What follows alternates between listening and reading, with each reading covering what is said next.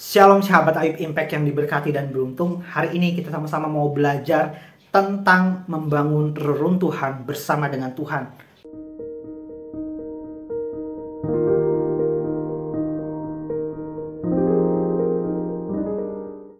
Membangun reruntuhan bersama dengan Tuhan. Kita akan sama-sama belajar dari kisah Nehemia. Nehemia 4 ayat yang pertama sampai yang ke-23. Di situ diceritakan Nehemia sebagai seorang bupati ingin membangun kembali reruntuhan tembok Yerusalem yang sudah runtuh. Dan dia bersama warganya ingin membangun kembali tembok yang sudah runtuh tersebut. Tapi sebelum dia melakukan pembangunan, Nehemia bersama setiap warga yang ada di situ diolok-olok oleh musuh-musuh mereka waktu itu. Bahkan dikatakan apa yang mau dilakukan sama orang-orang lemah itu. Bahkan sekalipun mereka membuat tembok, mungkin dilompati sama anjing aja temboknya runtuh gitu. Jadi ibaratnya mereka dibully tentang sebuah pembangunan tembok yang akan mereka lakukan, yang akan mereka laksanakan. Mereka dibully, bahkan mereka diancam dan dicap dengan ketidakberhasilan oleh musuh-musuhnya. Tapi apa yang dilakukan Nehemia? Nehemia datang kepada Tuhan dan dia berdoa. Di dalam ayat 9, Nehemia 4 ayat 9 dikatakan seperti ini. Tetapi kami berdoa kepada Allah kami dan mengadakan penjagaan terhadap mereka siang dan malam karena sikap mereka.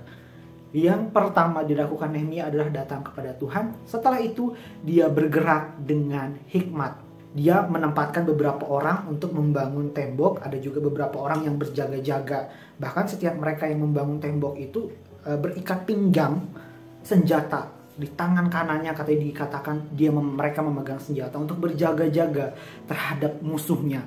Sehingga tembok yang tadinya diolok-olok akhirnya bisa terbangun dengan sempurna, dengan baik. Dari pelajaran Nehemia ini, apa yang bisa kita dapatkan? Karena kalau kita baca dari perikop ini, Tuhan gak semerta-merta langsung datang mujizat, langsung jadi itu temboknya, gak gitu. Nehemia mengerjakannya dengan cara manusia dan logika yang bisa diterima. Apa sikap yang harus kita lakukan untuk membangun reruntuhan hidup kita, reruntuhan pergumulan kita, apapun pergumulan kita, apa yang harus kita bangun bersama dengan Tuhan? Yang pertama yang harus kita lakukan adalah bekerja dengan segenap hati. Apapun pekerjaan kita, mungkin keadaan kita saat ini sedang terpuruk, penghasilan kita mungkin tidak sebanding dengan pengeluaran kita, pergumulan sana sini. Tapi apa yang harus kita kerjakan? Yang pertama, bekerja dengan segenap hati. Kita harus bergairah dan bertekad untuk mencintai apa yang kita kerjakan. Sama seperti yang dilakukan Nehemia. Nehemia dan setiap warganya bertekad untuk membangun tembok yang sudah runtuh itu kembali, tembok Yerusalem, dengan segenap upaya yang mereka bisa kerjakan. Mereka cintai pekerjaan tersebut. Saking cintanya mereka berhikmat. Ini ada yang tukang bangun, ini ada yang tukang jaga-jaga. Kalau ada musuh datang, ada juga yang di barisan belakang sudah berjaga-jaga juga. Bahkan setiap mereka yang bekerja dipersenjatai, dilengkapi dengan senjata-senjata. Kalau musuhnya datang, ini artinya kita harus mencintai pekerjaan kita, bergairah dengan segala pekerjaan kita. Mungkin saat ini kita sedang suntuk dengan apa yang rutinitas pekerjaan yang kita lakukan, begini-begini aja. Tapi ingat, cintai pekerjaanmu. Apapun pekerjaanmu, cintai dan bergairahlah untuk mengerjakannya sama seperti kita mengerjakan untuk Tuhan. Di firman Tuhan dikatakan seperti itu.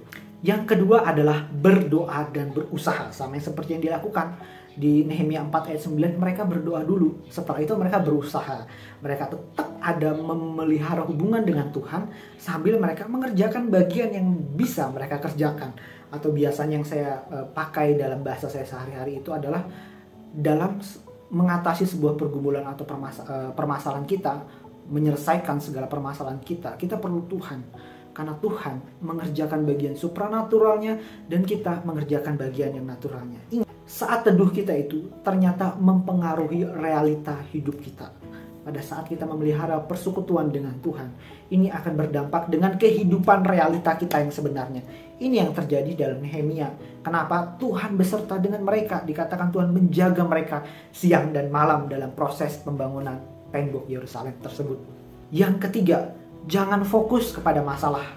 Fokus kepada Tuhan yang tidak terbatas, sama yang dilakukan oleh Nehemia dan setiap warga negaranya dan warganya Dimana pada saat itu mereka dapat ancaman, mereka dapat bulian, tapi mereka nggak fokus sama itu.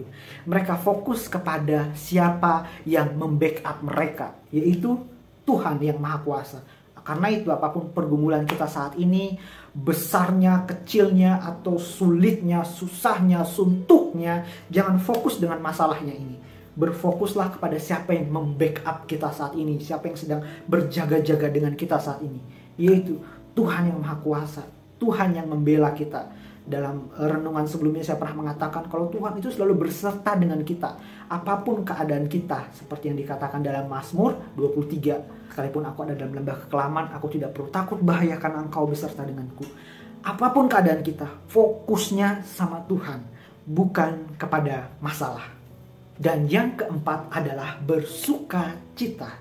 Yang dilakukan Nehemia saat itu adalah dia bersuka cita untuk membangun kembali tembok Yerusalem ini. Sekalipun di dalam nas itu tidak dikatakan dia bersuka cita, tapi saya percaya untuk membangun sesuatu yang kita inginkan, kita pasti harus bersuka cita dulu dong. Kalau kita ingin membangun sebuah rumah, masa kita bersedih untuk membangun rumah? Kita pasti berhasrat, bersuka cita untuk membangun rumah. Ketika rumah itu sedang diproses, tentunya ada rasa sukacita yang kita miliki. Demikianlah apapun pergumulan kita saat ini. Kalau kita ingin membangun sebuah reruntuhan yang tadinya runtuh di dalam diri kita, ambil keputusan untuk bersuka cita. Karena apa? Bersuka cita itu membuka hikmat dan kepekaan kita terhadap Roh Kudus. Makanya bersuka cita, berdoa, dan berusaha mencintai pekerjaan, fokus kepada Tuhan, itu adalah kunci di mana Nehemia bisa membangun kembali tembok Yerusalem yang runtuh dan akhirnya bisa mereka bangun kembali. Jangan lupa klik tombol subscribe, like, dan komen, serta bagikan video ini agar video ini dapat menjadi kesaksian dan menjadi berkat bagi banyak bangsa, bagi banyak orang-orang yang mendengarkannya. Terima kasih. God bless you non-stop.